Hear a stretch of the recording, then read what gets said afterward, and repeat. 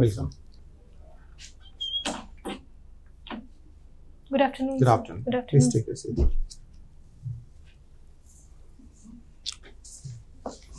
Are you comfortable now? Yes. Should we start Yes. in English? Yes. Okay. Introduce yourself to the board members. So I have completed my 10th from Mithila Public School in the year 2014 and my 12th from Vijayendra Public in the year 2016. Then after I did my graduation from Patna Women's College in the year 2019 with chemistry as my honors subject. I have also done my post-graduation from University Department of Chemistry, Patna University in the year 2022. In addition to this, I have done a research project on the comparison of metals present in green tea and black tea. My hobby is Mehendi art and I aspire to become a better citizen and to live my life with purpose. Okay, you want to become a better citizen, and for that, what you need to do? So for that, civil services is a way in which I could make my life purposeful. I think so. Okay. Do you think that it is important for anybody, so to say, to join civil service to upgrade him or her as a person? No, sir, it is not important. It is one of the ways. It is one of the ways. Yes, And secondly, is it important to have any purpose in life to become a better civil servant? I mean, to become a better human being? so it requires to be to have some purpose in life because it just drives a person to do better and become better. One should have a purpose. Yes, sir, one should So, have. joining civil service, is it your purpose? So it is one of the ways. It is basically a platform, Yes, sir. right? So, what is the purpose then in your life? You are a So- philosopher as well. I mean, you are a student of philosophy. Yes, sir. So, what is the purpose in your life? So the purpose is to live a life which is not just about living a happy life, but to be compassionate, to be kind, to What be is the purpose of your life? so to interact with people and to be with people. Is that the purpose? That is a Yes, sir. that is a medium through which you may reach somewhere. What Yes, is that purpose? For which you want to become a civil servant? So I want to become a civil servant so first of all, it is my own self-interest. Again, And- my question is, what is the purpose? Okay, let's forget about it. Now, tell me one thing. Philosophy, as a student of philosophy, there are so many philosophers Yes, sir. who normally say contradictory things. There is so much of contradictions Yes, sir. in their theories and in their thoughts. So why should one read philosophy? To become more confused, to become more having conflicts in mind. No, sir, it is not to become more confused. Mhm. It is about accommodating different views and then develop your own self and your own thinking. But then ultimately, what is the conclusion? Supposing somebody says, "Ye jagat mithya hai," Ji. and somebody says, "No, this is a real thing." Somebody says, "No, it is just an imaginary thing," and ultimately, who wins? What is the final conclusion in philosophy? So philosophy means the love for knowledge. And basically in philosophy, we have studied that there is nothing which is absolutely right and there is nothing which is absolutely wrong. Then what is the fun in reading philosophy? You getting confused more and more. The more you read, the more confused you become. No, sir, it's not about becoming confused. It's about the different opinions you learn to. Somebody says this world is not a real thing. Yes, sir. How did he say that? Where is the testing lab? He came up with this conclusion that this world is not a real thing. Somebody says, yes, no, it is a real thing. And for what purpose? Why that person is saying that it is a real thing? So there are different perspectives according to which they claim so. And Yeah, they claim so. Who said that a king should be a philosopher? king should be a philosopher. Philosopher king. Who gave this concept of philosopher king? I'm sorry, I'm not Okay. able My last question for you, Vidisha. Some of the philosophers have said some negative things about women. Can you name those philosophers? Sorry, sir. Some say, no, women are not as intelligent as men are. Do you have any idea? So may I get some moments to Yes. think?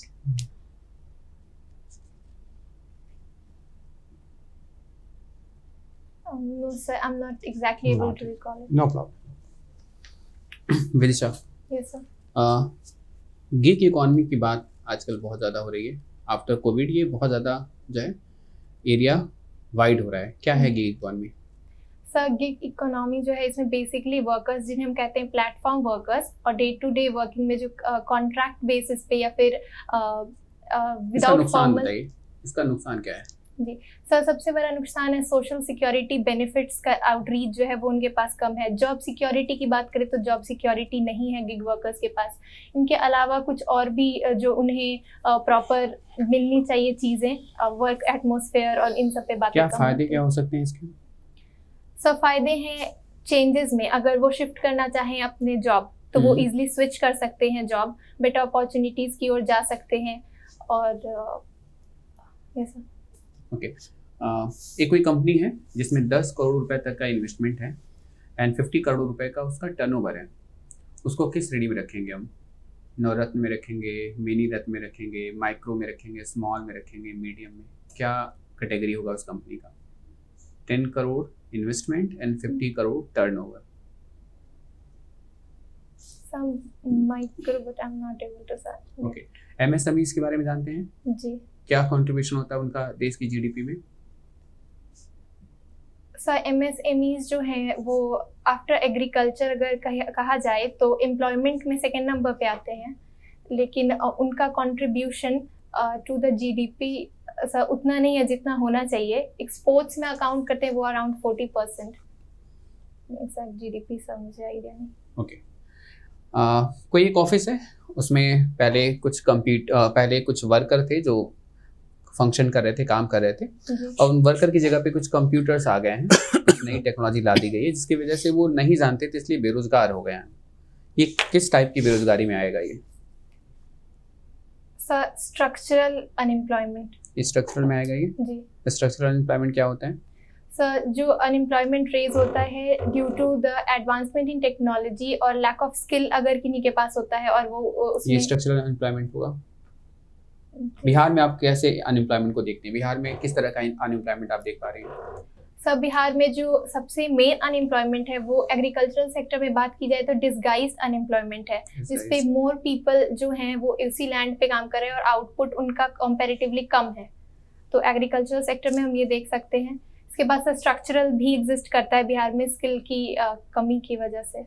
और कोई इसके अलावा कुछ seasonal वगैरह unemployment भी है? जी sir, seasonal unemployment भी है जो कि सर टर्म ऑफ सीजन्स, ये भी एग्रीकल्चर से ही रिलेटेड हम लेते हैं। और साइक्लिक है तो सर साइक्लिक जनरली हर जगह पे है। साइक्लिक कहाँ पाया जाता है? डेवलपिंग, डेवलप्ड, कौन सी नेशन में मुख्य रूप से ये बेरोजगारी देखने को मिलती है?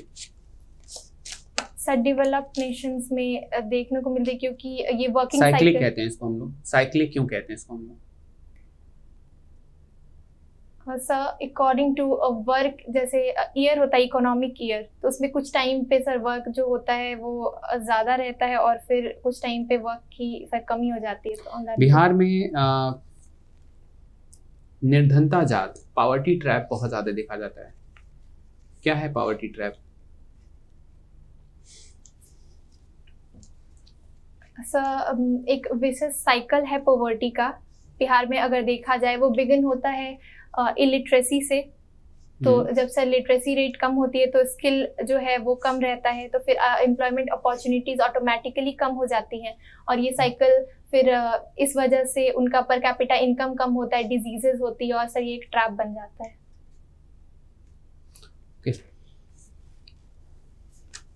विदिशा, ये सर। मेहंदी की केमिस्ट्री बता। सर, मेहंदी जो है ये हिना प्लांट भी हम इसे कहते हैं।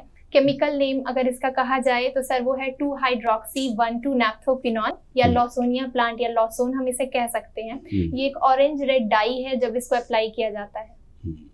गुड। और मेहंदी की फिलॉसफी बता। सर, जहाँ तक अभी मैं सोच पा रही हूँ सर, तो कलर्स, इससे हम एसोसिएट करते हैं सर कलर्स को। और कलश? Sir colour, sir art. Art नहीं सर, कलर जो ये कलर। जी कलर जो तुझी फिलॉसफी कहाँ, फिलॉसफी बताओ। जैसे केमिस्ट्री की बताई, जी वैसे इसकी फिलॉसफी बताओ। लग रहा है ना कि कुछ ना कुछ फिलॉसफी है ही है। जी क्या है? Sorry sir. चलो केमिस्ट्री की फिलॉसफी बताओ। सर केमिस्ट्री में तो हम स्टडी करते हैं मैटर को। केमिस्ट्री की फिलॉसफी बताओ। Sorry sir. अगर केमिस्ट्री एक प्रोडक्ट मान लो है जी तो उसका स्लोगन क्या होगा? नहीं। किसकी फिलॉसफी सबसे बेहतर लगती है? कभी फिलॉसफी पढ़ा है कि नहीं पढ़ा है? जी सर पढ़ा है। कि सिर्फ कोर्स के लिए पढ़ा है? ये बता देना मुझे। सर पढ़ा है, कुछ इंटरेस्ट से भी पढ़ा है और फिर तो कोर्स के लिए पढ़ा ही है। क्या इंटरेस्ट से पढ़ा है? सर, किसकी कुछ- फिलॉसफी इंटरेस्ट से पढ़ी है? सर इंटरेस्ट से पढ़ी है, जैसे जब केमिस्ट्री पढ़ना शुरू किया था सर तो उसमें कुछ जैसे हम हाइजेनबर्ग्स प्रिंसिपल पढ़ते हैं तो उसमें कहा जाता है कि हम एक साथ किसी भी सब्सटेंस का वेलोसिटी और मास प्रेडिक्ट नहीं कर सकते। नहीं, मैं जो पूछ रहा हूँ वो बताओ, छोड़ो उसे। जी ये मुझे बताओ कि किसकी फिलॉसफी पढ़ी है?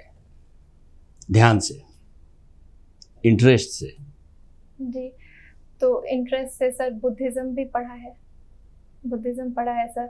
और फिलॉसफी अगर पर्टिकुलरली बात की जाए तो प्रैग्मेटिज्म पढ़ा है, वेस्टर्न फिलॉसफी का पोर्शन है जो कि प्राइस्ट का और जेम्स की फिलॉसफी है सर। क्या है प्रैग्मेटिज्म?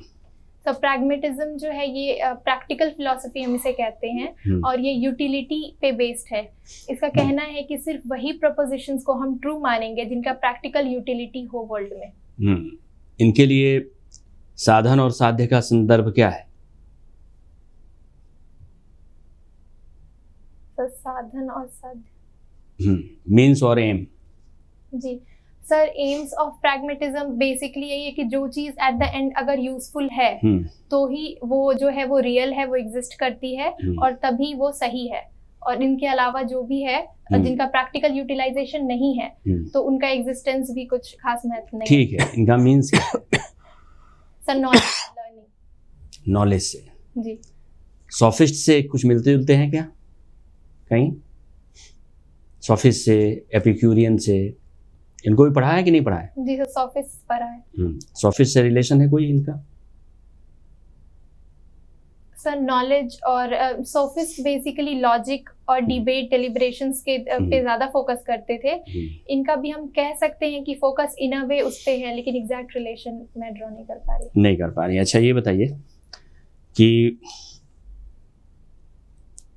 आप किसी एरिया में हैं, जी एसडीएम हैं और बहुत अच्छा काम आप, कई कुछ अधिकारी हैं, कुछ आपके फ्रेंड सर्किल है वहाँ पर बन गई है जिसने बहुत बढ़िया काम किया है उस इलाके में और इसको वहाँ के लीडर भी अप्रिसिएट करते हैं। जो वहाँ का विधायक है, जो विधायक हैं, बल्कि जो महिला वहाँ की विधायक हैं वो भी उसको बहुत अप्रिसिएट करती रही और हमेशा आप लोगों से मिलती रही हैं और आप लोगों को बाकायदा आप लोगों को डायरेक्शन भी देती रही हैं। आप लोग भी उनके घर जाते रहे, ठीक है, और ये सारा कुछ बहुत अच्छा रहा है।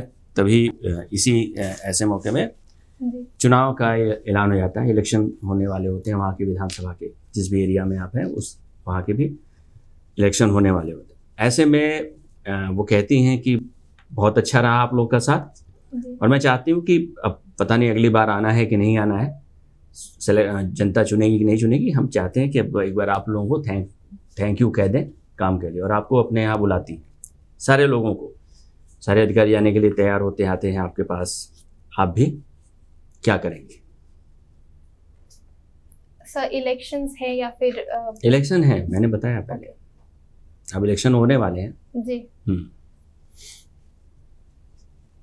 सर चूंकि अगर इलेक्शंस होने वाले हैं और मॉडल कोड ऑफ कंडक्ट अगर इम्प्लीमेंट हो चुका है ऑलरेडी तो मैं सर उसके हिसाब से ही काम करूंगी। मैं क्या करेंगे?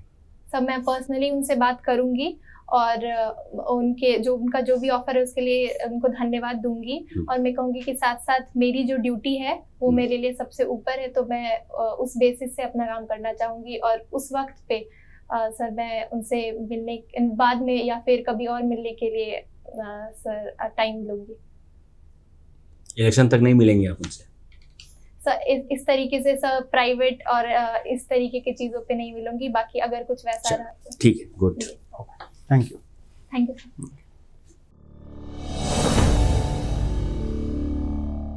कैसा रहा आपका परफॉर्मेंस? ठीक रहा। ठीक है, you are a very good candidate. आपका 14 तारीख है ना? जी। हाँ ठीक है, कॉन्फिडेंटली जाना आप, ठीक है। थोड़ा सा इकोनॉमिक्स वाला जो पोर्शन, जितने भी क्वेश्चंस का जवाब आपने दिया है, थोड़ा सा जी है ना, वो हो गया है, हिल गया है थोड़ा सा, है ना। जी। जैसे स्ट्रक्चरल एम्प्लॉयमेंट बोला है आपने, वो नहीं है। एमएसएमई का भी आपने नहीं बता पाई, है ना। साइक्लिकल अनएम्प्लॉयमेंट का भी अलग कॉन्सेप्ट है, वो एरिया थोड़ा सा आपको ठीक ठाक देखना पड़ेगा, ठीक है। अदरवाइज आपका परफॉर्मेंस अच्छा है, ओवरऑल परफॉर्मेंस अच्छा है। फिलोसफी तो ठीक है, मैंने कुछ क्वेश्चंस पूछे, आपने बताया है। फिलोसोफर किंग आप एक बार देख लेना, प्लेटो का है, ठीक है ना। और प्लेटो एंड एरिस्टोटल का ही है जो मैंने बताया था कि वुमेन के अगेंस्ट जो है स्टेटमेंट, ठीक है। तो वो सब थोड़ा पढ़ लेना, ठीक है। और सर का जो क्वेश्चन था उसमें ऑफिशियल मैटर है, ऑफिशियल कैपेसिटी में आपको कहीं पे भी जाने का ज़रूरत नहीं है। इनफैक्ट इलेक्शन से पहले हो या इलेक्शन से बाद, आप किसी के साथ, किसी के पास किसी और मैटर, ऑफिशियल मैटर ले जाके बात नहीं करेंगे, ठीक है ना। जो कुछ भी होगा ऑफिस में ही होगा, ऑफिशियल टर्म्स एंड कंडीशंस में ही होगा, ठीक है। अगर कोई ऐसा कुछ होता है कई बार, जैसे प्राइवेट कोई मानो घर पे कोई शादी है किसी का, है ना, वो बुलाते हैं तो उस समय जाते हैं। कोई ऐसा सोशल जो फंक्शंस है जहाँ पे सभी लोगों को इनवाइट किया गया है, चाहे सिविल सर्वेंट हो ना हो, उस जगह पे हम लोग जाते हैं किसी पे, अदरवाइज ऐसा नहीं, ठीक है। तो ओवरऑल परफॉर्मेंस ठीक है Vidisha, you are a very good candidate, you speak well, you are confident. With this confidence आप जाना, आपका सिलेक्शन होगा, ठीक है।